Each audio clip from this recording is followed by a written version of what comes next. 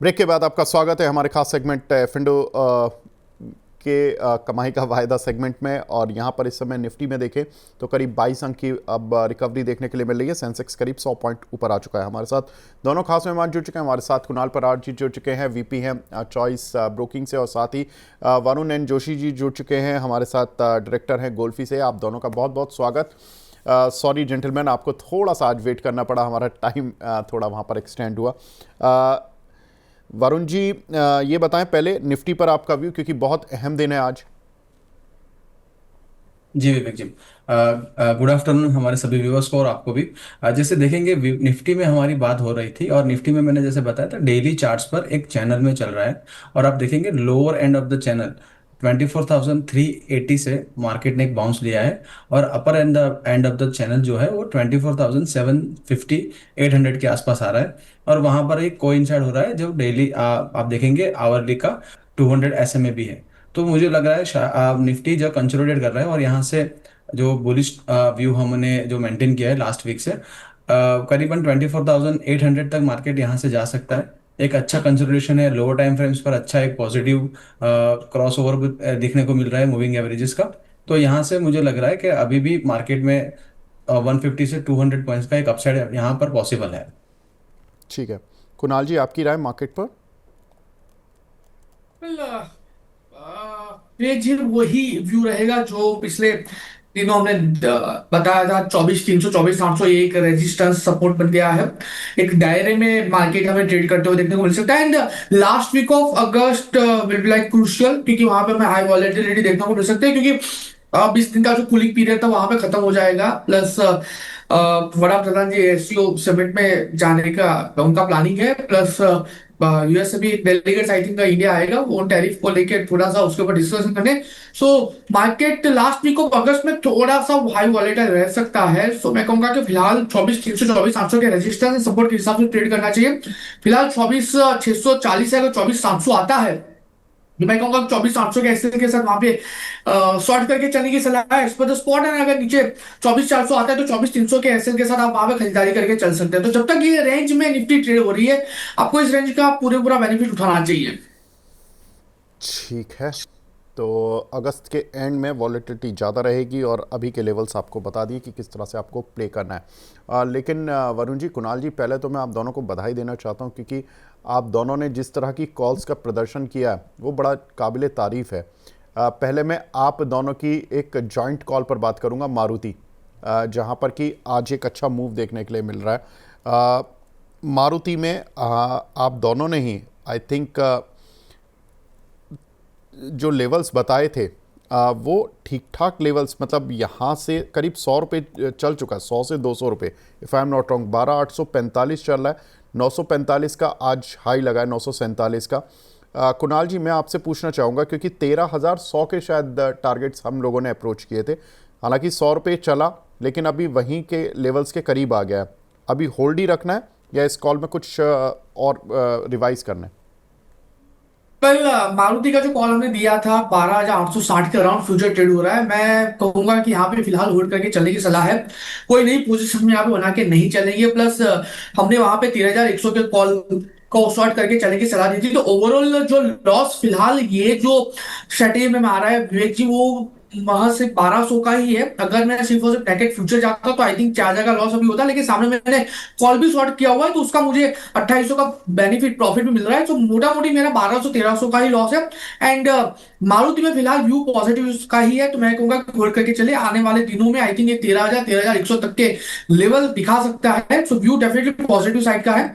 And morning में I think विवेक जी जहां पे हमें अभी फिलहाल 1,300 का लॉस दिख रहा था, वो मॉर्निंग में 2,000 का प्रॉफिट भी था। सो ये जो गेम है वो चलती रहेगी। व्यू मेरा पॉजिटिव साइड का ही है। 13,000 13,100 तक के लेवल आपको मारुति में देखने को मिल सकते हैं।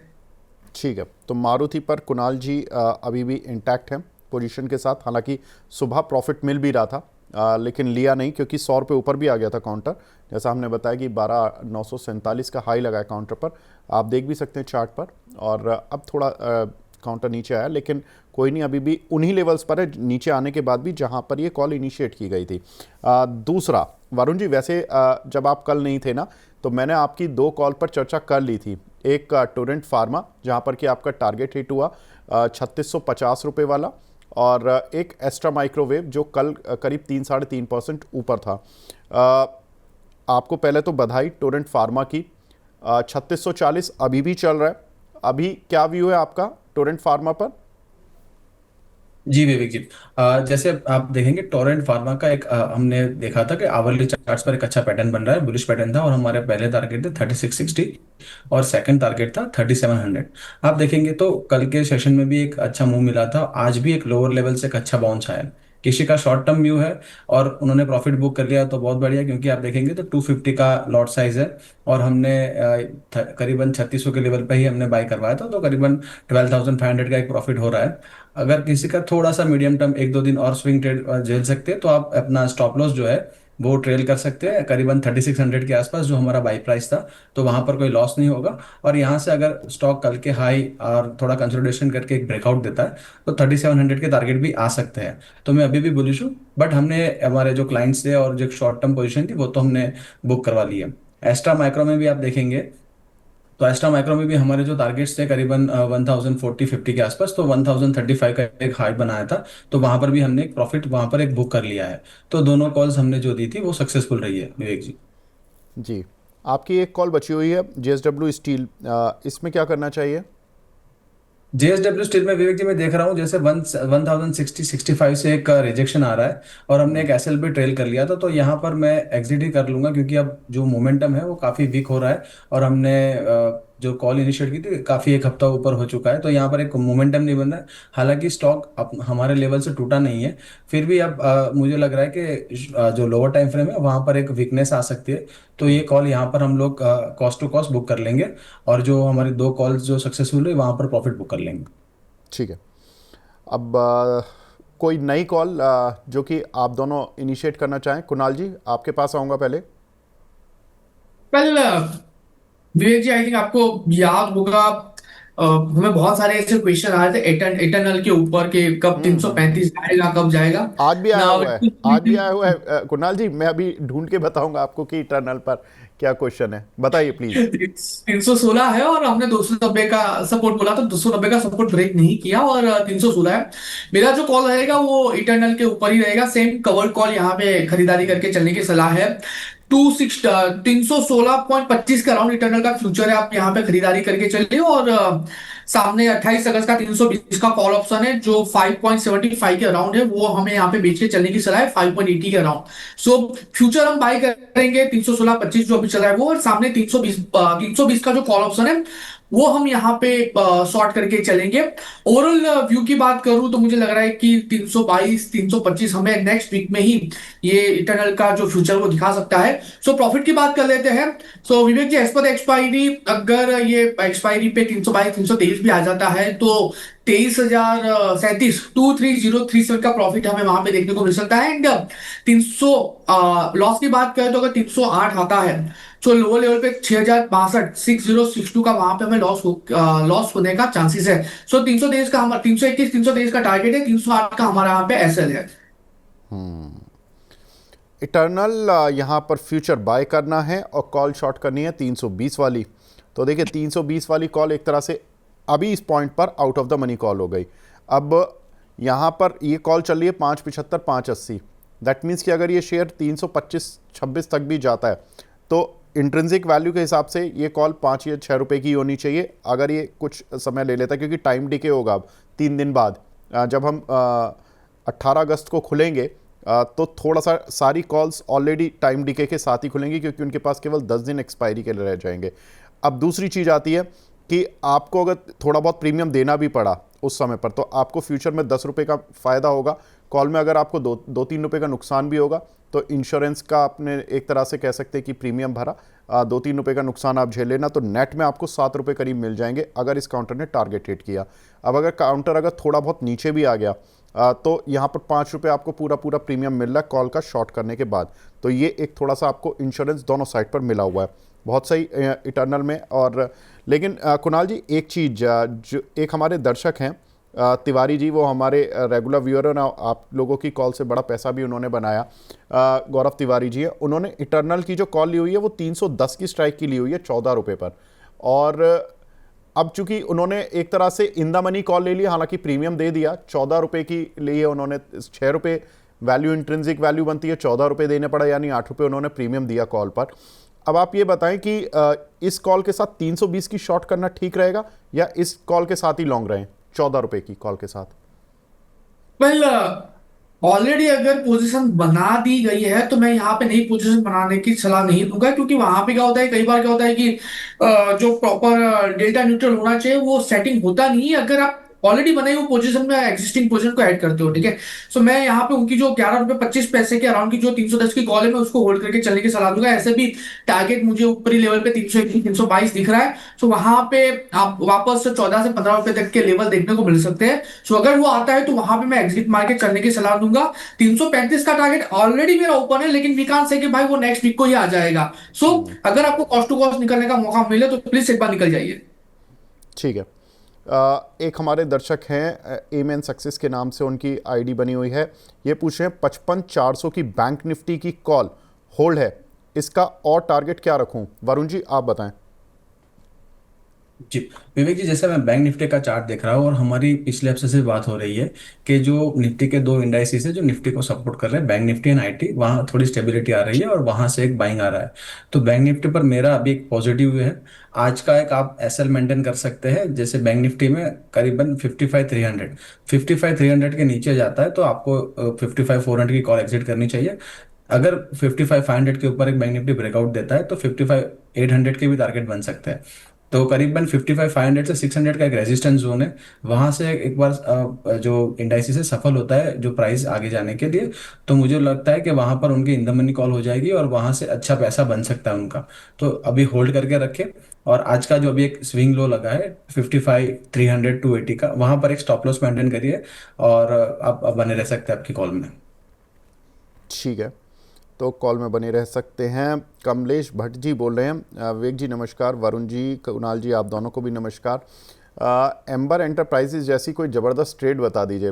वरुण जी आपसे कोई ट्रेड लेना रह गया, क्योंकि आपने 2 टारगेट हिट करा लिए अपने, एस्ट्रा माइक्रोवेव और जेएसडब्ल्यू से आपने एग्जिट करा दिया। अब तो आपकी कोई भी ओपन कॉल बची नहीं है कुछ आज तो। और अब चूंकि मार्केट क्लोज हो जाएगा 3 घंटे बाद और उसके बाद 3 दिन तक क्लोज रहेगा, तो कोई ओपन पोजीशन छोड़ना चाहेंगे मार्केट में, नई कॉल देना चाहेंगे?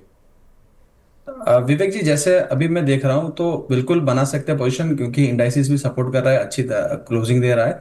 और मुझे लग रहा है कि आफ्टर 6 वीक का एक जो हमने स्ट्रेट नीचे देखा था, मार्केट जो फॉल कर रहा था, 6 वीकली क्लोजिंग नेगेटिव में दिया था, तो अभी ए वीक अभी आई थिंक 1% आसपास प्लस है और मुझे लग रहा है कि ये लेवल्स होल्ड कर लेंगे और हम जो एक बना हुआ था नेगेटिव स्टैंड वो यहाँ से रिवर्स हो सकता है।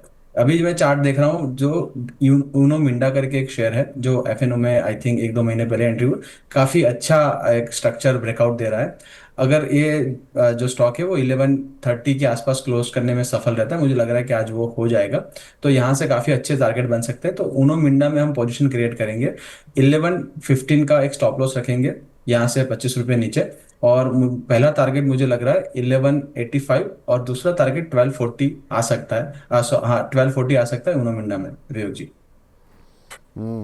दीपेश कोंडुल जी हैं, देखिए ये बड़े ज़बरदस्त ट्रेडर माइंडसेट के व्यक्ति हैं और इन्होंने लिखा है कि विवेक सर पुट ले लें, बताइए 5 से 15 मिनट के चार्ट पे वैसे पर रेज वगैरह वेजेड और डबल टॉप बन रहा है, बेयरिश है, और आईओ देखें 24,600 24,700 पूरा दिन और वीकेंड में भी मार्केट रेंज में रहेगा, निफ्टी 2-3 घंटे तक।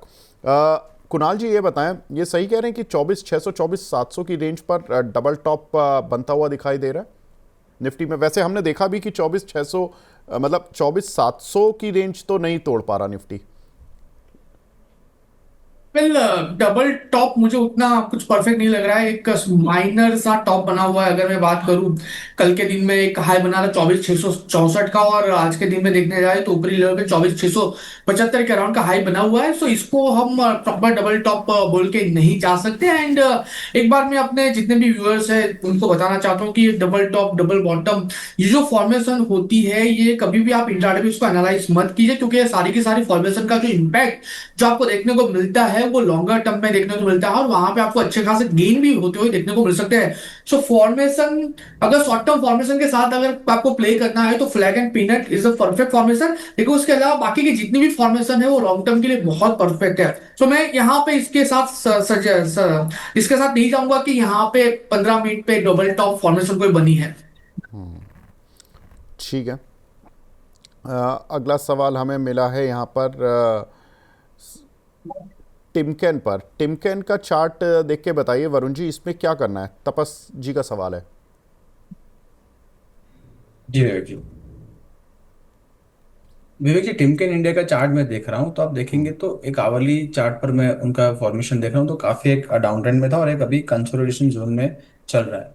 और थोड़ा सा एक नेगेटिव मुझे लग रहा है यहाँ पर है। तो अगर आपकी लॉन्ग पोजीशन है तो मैं भी अवॉइड करूंगा, टिमकेन में भी अवॉइड करिए पोजीशन, क्योंकि और डाउन साइड अगर ये जो ब्रेकडाउन जो है कंसोलिडेशन ब्रेकडाउन करेगा तो और नीचे जा सकता है। तो यहाँ पर एक लॉन्ग पोजीशन अवॉइड करिए। ठीक है। अगला सवाल हमें मिला है ल्यूपिन पर। 2000 की कॉल है, कॉल पर 6200 का प्रॉफिट बुक किया। बढ़िया बात है तिवारी जी, बहुत बहुत मुबारक आपको। ल्यूपिन की कॉल आप में से किसी ने दी थी क्या? नहीं सर, वेल वेल विवेक जी, मैंने सजेस्ट नहीं किया था लूपिंग का कॉल। अच्छा, नहीं आपने किया भी नहीं सर। किया था, पर मुझे लग रहा है कि डिस्कशन हुआ था, शायद तिवारी जी की कॉल पे हुआ हो कि क्वेश्चन में आया हो। और चलिए, अच्छी बात है गौरव जी, आपने इसमें प्रॉफिट बुक किया। Very nice. आप अच्छे ट्रेडर के साथ साथ एक अच्छी कॉल का मतलब आप अपना डेटा भी शेयर करते हैं, ये बहुत अच्छा लग रहा है कि आप अपना प्रॉफिट बताते रहते कि मुझे इस कॉल से फ़ायदा हुआ है। होशियार सिंह जी कह रहे कि सर मेरा सवाल नहीं ले रहे हो। सर वो तो ठीक है, लेकिन आप सवाल तो भेज देते, सवाल भी ले लेते। एनीवेज, एचपीएल इलेक्ट्रिक ये 14% डाउन है आज, 586 की बाइंग है उदित जी की। वरुण जी, इस पर आपका व्यू? जी, एचपी इलेक्ट्रिक का चार्ट मैं देख रहा हूँ विवेक जी, तो एक आप देखेंगे तो एक लोअर हाई बना के डेली चार्ट्स पर एक ब्रेकडाउन दिया है करीबन 540 के नीचे, और अपना 200 एसएमए पर अभी सेटल होने की कोशिश कर रहा है। तो यहाँ पर तो एक नेगेटिव व्यू ही बनेगा, क्योंकि अगर ये स्टॉक अगर गिरावट और मेंटेन करता है तो आई थिंक 450 तक के लेवल भी आ सकते हैं। तो यहाँ पर लॉन्ग पोजीशन तो अवॉइड करेंगे। ठीक है। हमारी एक दर्शक हैं साबिया सईद जी, पहले तो बोल रही हैं happy independence day to all of you. बिल्कुल आपको भी मैम बहुत बहुत मुबारक। और इनका सवाल है परसिस्टेंट सिस्टम में शॉर्ट टर्म टारगेट और एवरेज किस लेवल पर कर सकते हैं? Kunal ji. Well, persistent system की बात कर रहे हैं, फिलहाल स्टॉक जिस हिसाब से ट्रेड कर रहा है मुझे लग रहा है कि थोड़ा सा टाइम देना चाहिए स्टॉक को। एंड अगर 5300 के लेवल पे ही अगर स्टॉक सस्टेन होता है आज के दिन में, तो मैं कहूंगा कि without having any second thought Monday को ये स्टॉक में खरीदारी करके जाना चाहिए। यहां से बाउंस बैक में ये स्टॉक 5850 और ऊपरी लेवल पे 6150 तक के लेवल दिखा सकता है। सो अगर 5300 के अराउंड ही क्लोजिंग देता है तो मंडे को यहाँ पे ओपनिंग पे ही ट्रेड लेके जाना चाहिए। ठीक है। और यूटीआई एएमसी 1472 के लिए हुए हैं वरुण जी इन्होंने, इस पर आपकी राय सर? यूटीआईएम से आप देखेंगे तो आई थिंक उनका जो जो प्राइस है आई थिंक 1372 होगा, क्योंकि 1446 लाइफ टाइम हाई। तो शायद व्यूवर का जो मिस प्राइस हो गया होगा, टाइपो हो गया होगा। आप देखेंगे तो आवरली चार्ट्स पर एक अच्छा करेक्शन आने के बाद बेस बनाया है करीबन 1300 के लेवल के आसपास। और आप देखेंगे 1350 के ऊपर जैसे स्टॉक चलना शुरू करेगा अपना लाइफ हाई वापस गेन कर सकता है। तो मैं बोलूंगा कि अगर आपका शॉर्ट टर्म व्यू है तो आप 1300 का एक स्टॉप लॉस लगा लीजिए, और आप अपनी लॉन्ग पोजीशन में बने रह सकते हैं। आपको आने वाले दिनों में 1400 1450 के आसपास के लेवल मिल सकते हैं। ठीक है। एक हमारे दर्शक हैं अमन जी, इन्होंने 24,600 की स्ट्राइक की कॉल ली हुई है 87 रुपये पर आज की एक्सपायरी की। क्या होल्ड करें या एग्जिट कर दें? कुणाल जी, 24,600 की स्ट्राइक की कॉल है, हीरो या ज़ीरो बन जाएगी आज? वेल, डेफिनेटली हीरो है, जीरो ही रहेगा। एंड 24,650 फिलहाल निफ्टी ट्रेड कर रहा है और मेरा भी 24,700 तक का है ही है। सो इसको होल्ड करके चलने की सलाह है। ठीक है। और कोई हीरो ज़ीरो ट्रेड देना चाहेंगे Kunal ji? Well, frankly saying Vivek ji, I do not believe in hero zero call, क्योंकि 80% आपका जो पैसा है वो जीरो ही होता है अगर आपका माइंडसेट हीरो जीरो वाला रहता है। सो मैं नॉर्मली हीरो जीरो वाली कॉल सजेस्ट नहीं करता। चलिए, अच्छी बात है। तो हमारे एक दर्शक पूछ रहे थे सर आज के लिए कोई हीरो ज़ीरो हो जाए।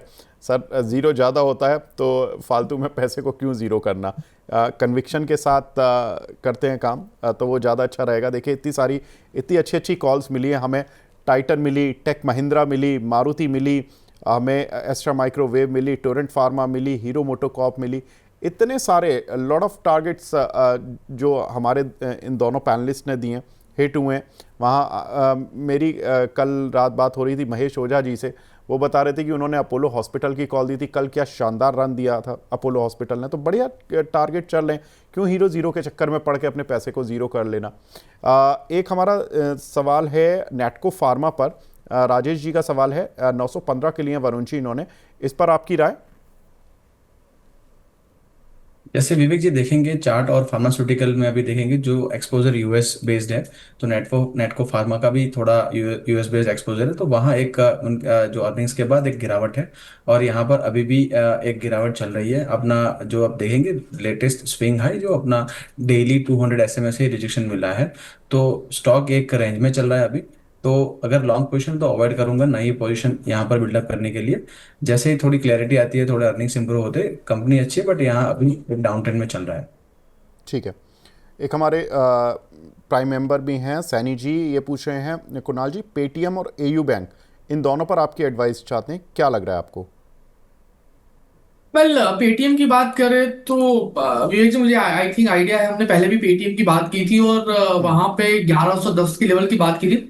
1110 के बाद स्टॉक ने अच्छी खासी रैली हमें कल के दिन में देखने को कल दिखाई है। अगर वापस स्टॉक 1110 आता है तो वहां पे आप खरीदारी करके चल सकते हैं। लो लेवल पे ऐसे थोड़ा सा बढ़ाएगा, 1030 का आएगा, लेकिन घबराने वाली बात नहीं, क्योंकि टारगेट भी आपको उतना ही बड़ा देखने को मिल सकता है। पहला टारगेट 1260, 1260, और जिस दिन ये स्टॉक 1260 ब्रेक करेगा, पॉसिबिलिटीज है कि उसका लिस्टिंग वाला प्राइस भी आपको देखने को मिल सकता है।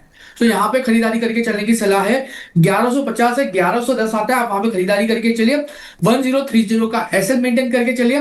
पहला टारगेट 1260, 1260 ब्रेक होते ही वन वे रैली हमें स्टॉक में देखने को मिल सकती है। और एयू बैंक की बात कर लेते हैं।